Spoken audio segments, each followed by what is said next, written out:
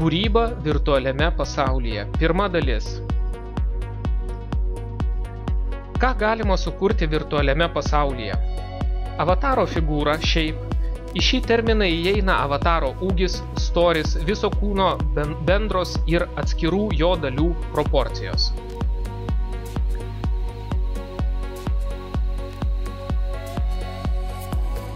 Avataro oda, skin, odos tekstūra, kuriama bet kuriame grafinėme redaktoriuje, dažniausiai Photoshop, pagal šablonus.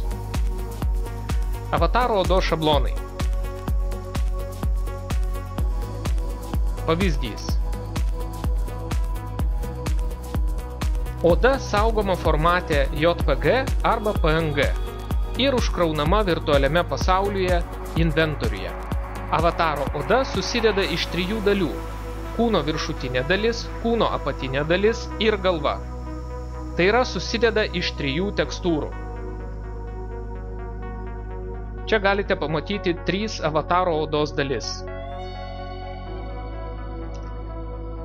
Avataro galvos head template šablonas. Avataro galvos oda skin. Avataro kūno viršutinės dalies šablonas upper body template.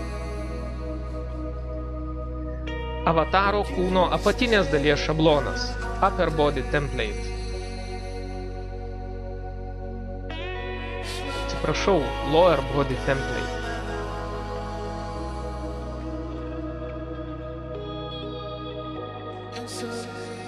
Ką galima sukurti virtualiame pasaulyje?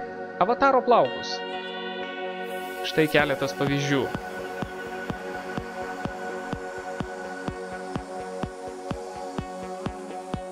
Ką galima sukurti virtualiame pasaulyje? Rūbus, batus, aksesuarus.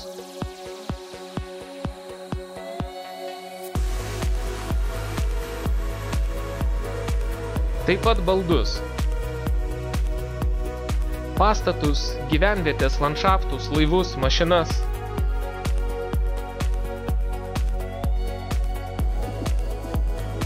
Bet kokie objektai kuriami iš primų, primityvų arba iš skulptūrinių primų, kuriamų 3D redaktoriuose, kurie po to užkraunami virtualiame pasaulyje.